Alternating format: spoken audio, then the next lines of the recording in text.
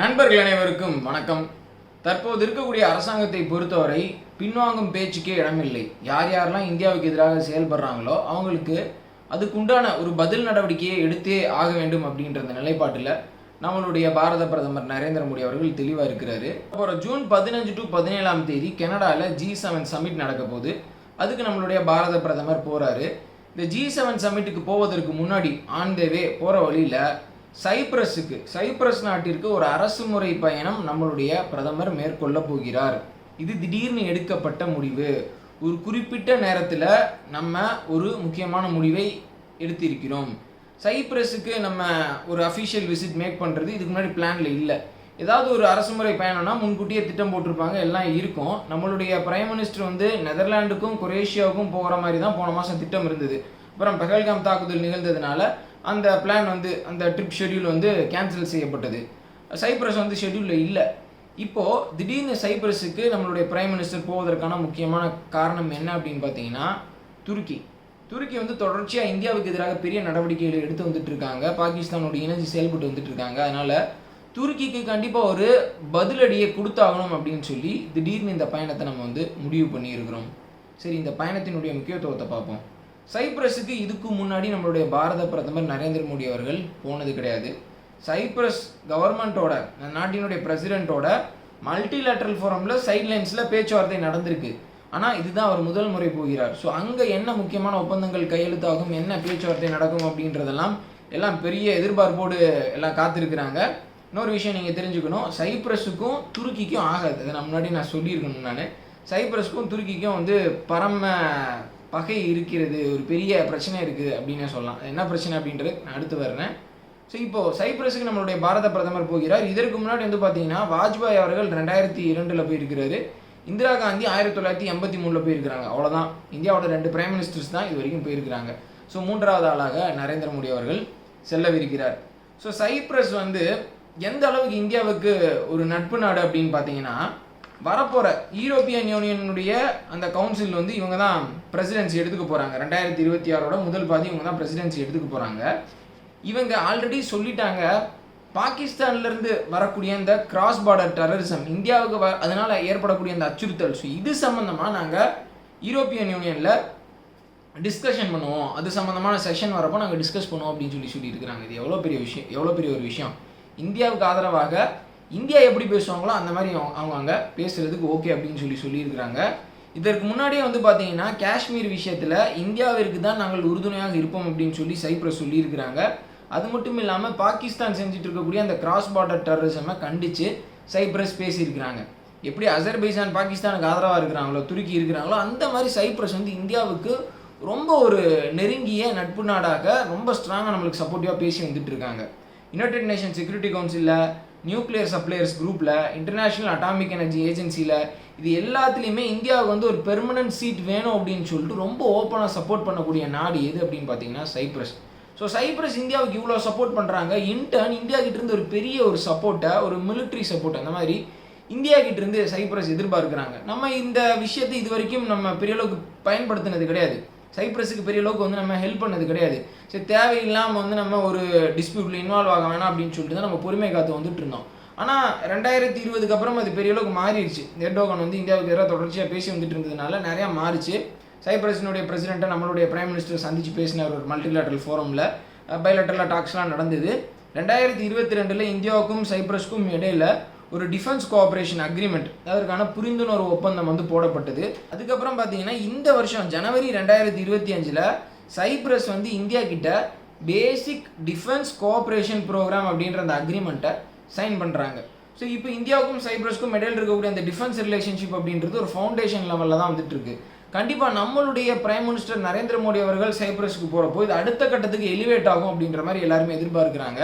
ஒரு prime minister ஒரு நாட்டுக்கு போகிறாரு, ஒரு அரசுமுறை பயணம் மேற்கொள்கிறார் அப்படின்னா கண்டிப்பாக அங்கே முக்கியமாக நிறைய விஷயம் நடந்தாகணும். ஒரு நாட்டினுடைய பிரைம் மினிஸ்டருக்கு ஏகப்பட்ட வேலை இருக்குது. ஸோ இப்போது மெனக்கெட்டு ஒரு நாட்டுக்கு போகிறாங்க அப்படின்னா கண்டிப்பாக முக்கியமான விஷயங்கள் பேசப்படும், முக்கியமான முடிவுகள் எடுக்கப்படும். ஸோ இந்த விசிட்டை துருக்கி ரொம்ப க்ளோஸாக வாட்ச் பண்ணுவாங்க. ஏன்னா நரேந்திர மோடி அவர்கள் எப்படிப்பட்டவர், எப்படிப்பட்ட நடவடிக்கைகளை எடுப்பார் அப்படின்றது பாகிஸ்தானுக்கு தெரியும், துருக்கிக்கு தெரியும், எல்லாருக்கும் தெரியும். அவர் சைப்ரஸ்க்கு வர்றாருன்னா துருக்கி சும்மா இருப்பாங்களா? கண்டிப்பாக வந்து ரொம்ப மோப்பம் மட்டும் பார்த்துட்டு இருப்பாங்க என்ன நடக்குது அப்படின்னு சொல்லிட்டு. இப்போ சைப்ரஸுக்கும் துருக்கிக்கும் என்ன பிரச்சனை அப்படின்றதுக்கு நான் வர்றேன். சைப்ரஸுக்கு வடக்கே வந்து பார்த்தீங்கன்னா துருக்கியினுடைய கட்டுப்பாட்டுக்கு கீழே இருக்கக்கூடிய ரிப்பப்ளிக் ஆஃப் நார்தர்ன் சைப்ரஸ் அப்படின்ற பகுதி இருக்குது. அது ஒரிஜினலாக சைப்ரஸுக்கு சொந்தமான ஒரு பகுதி. 1977 சைப்ரஸ்குள்ள ஒரு பெரிய கலகம் வந்து ஏற்படுது. கிரீக் ஆதரவு படைகள் சைப்ரஸ் ஒட்டு மொத்தமாக அவங்களுடைய கட்டுப்பாட்டுக்கு கீழே எடுத்துக்கணும் அப்படின்னு சொல்லிட்டு ஒரு விஷயத்தை பண்ணுறாங்க. ஒரு மிலிட்ரி கோப்பை வந்து பண்ணுறாங்க. ஒரு புரட்சி, இராணுவ புரட்சி வந்து வெடிக்குது. ஸோ அந்த நேரத்தில் துருக்கி வந்து எங்களுடைய சிறுபான்மையினர், அதாவது சைப்ரஸினுடைய வடக்கு பகுதியில் இருக்கக்கூடிய துருக்கி இனத்தை சேர்ந்தவங்க பாதிக்கப்படுவார்கள், அவங்க வந்து ஒடுக்கப்படுவார்கள் அப்படின்னு சொல்லிட்டு அவங்களும் அந்த நேரத்தில் வந்து இன்வைட் பண்ணிடுறாங்க. நார்தர்ன் சைப்ரஸை துருக்கி இன்வைட் பண்ணிடுறாங்க.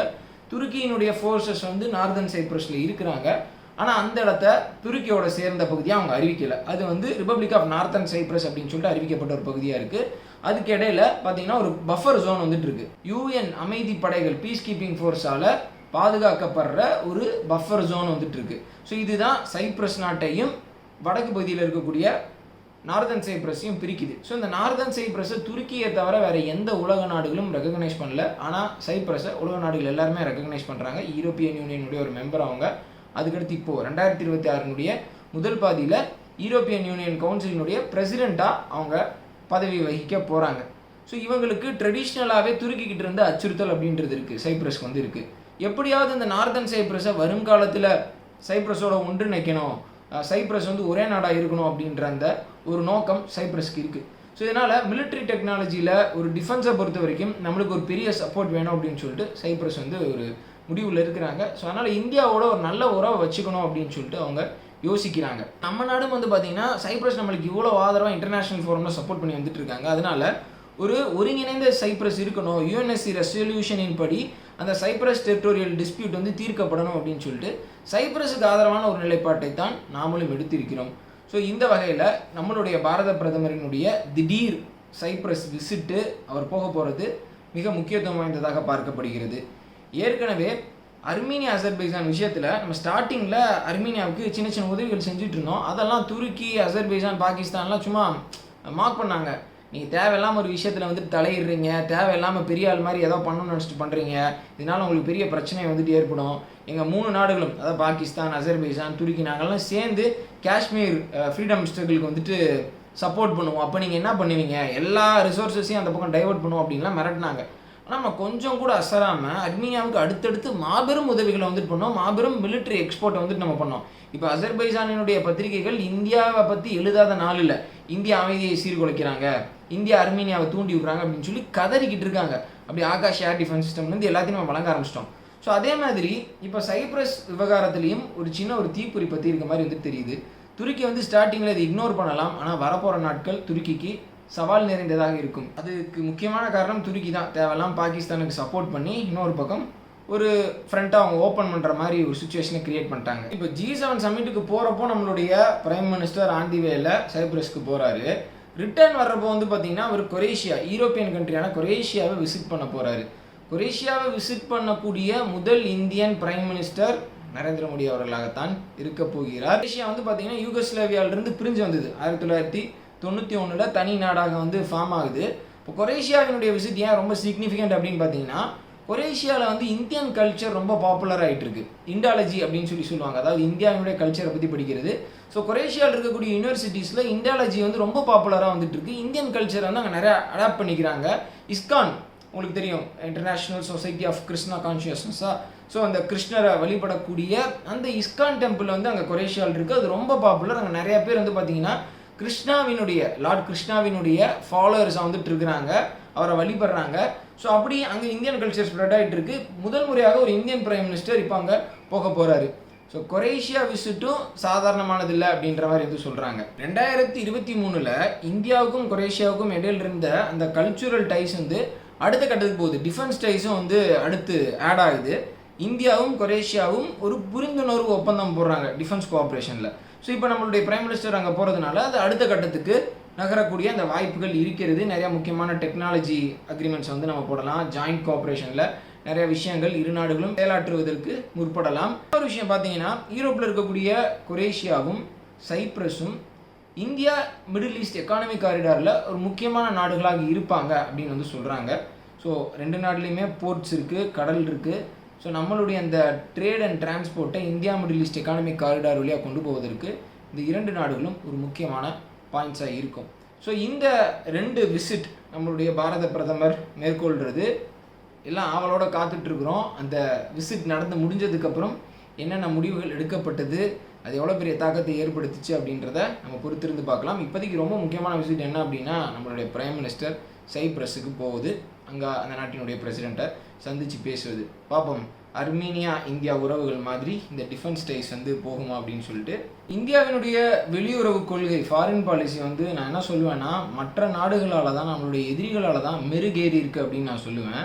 நம்மளை ரொம்ப இக்கட்டான சூழ்நிலையில் ரொம்ப ஷார்ப்பாக திங்க் பண்ண வச்சுருக்கு. நம்மளுடைய மிலிட்ரியினுடைய ஸ்ட்ரென்த்து பெரிய அளவுக்கு கூடுனதுக்கு முக்கியமான காரணம் என்ன அப்படின்னா, சைனா கிட்டேருந்து 2020 வந்த அந்த த்ரெட்டு தான். ஸோ அதனால் நம்மளுடைய இந்தியன் ஆர்மியில் மிகப்பெரிய சேஞ்சஸ் வந்து நடந்தது. ஸ்ட்ரக்சரல் சேஞ்சஸும் சரி, நம்ம நிறையா ஆர்ம்ஸ் ப்ரொக்யூர் பண்ணதும் சரி, ஆத்ம நிர்பாரத்தின் மூலமாக உள்நாட்டிலேயே பெரிய அளவுக்கு நம்ம தயாரிக்க ஆரம்பித்ததும் சரி. ஸோ ஒவ்வொரு இக்கட்டான சூழ்நிலையிலையும் நிறையா நன்மைகள் நடக்கும் அப்படின்னு சொல்லுவாங்க. ஸோ அப்படி தான் இந்தியாவுக்கு கடந்த 5-6 ஆண்டுகளாக நிறையா நன்மைகள் இக்கட்டான சூழ்நிலையில் நிகழ்ந்து வந்துட்டுருக்கு. இந்த ஆப்ரேஷன் சிந்தூருக்கு அப்புறம் இந்தியாவினுடைய ஃபாரின் பாலிசி இதே மாதிரி வேற ஒரு பரிமாணத்தை நோக்கி வந்துட்டு போகும். அதே மாதிரி நம்மளுடைய மிலிட்ரியினுடைய பவர், நம்மளுடைய டிஃபென்ஸ் ப்ரிப்பேர்ட்னஸும் ரொம்ப மெருகேறும் அப்படின்னே சொல்லலாம். ஸோ இதோட இந்த வீடியோ நான் முடிச்சுக்கிறேன் நண்பர்களே. வீடியோ பார்த்தமைக்கு ரொம்ப நன்றி. மறக்காமல் இந்த முக்கியமான செய்தியை உங்களுடைய நண்பர்களுக்கு ஷேர் பண்ணுங்கள். ஜென்ரலாக வீடியோ ஸ்டார்ட் பண்ணுறப்போ நிறைய பேர் சப்ஸ்கிரைப் பண்ணுங்கள் அப்படின்னு சொல்லுவாங்க. நான் ஒவ்வொரு முறையும் வீடியோட இறுதியில் தான் சொல்கிறேன். ஸோ வீடியோவை நீங்கள் முழுசாக பார்த்துருந்தீங்க அப்படின்னா உங்களுக்கு இந்த வீடியோ பிடிச்சிருக்குன்னு அர்த்தம். ஸோ அதனால் சப்ஸ்கிரைப் பண்ணலன்னா மறக்காமல் சப்ஸ்கிரைப் பண்ணி பெல் ஐக்கானை கிளிக் பண்ணிக்கோங்க. மறக்காமல் இந்த வீடியோ ஷேர் பண்ணுங்கள். ஜெய் ஹிந்த்.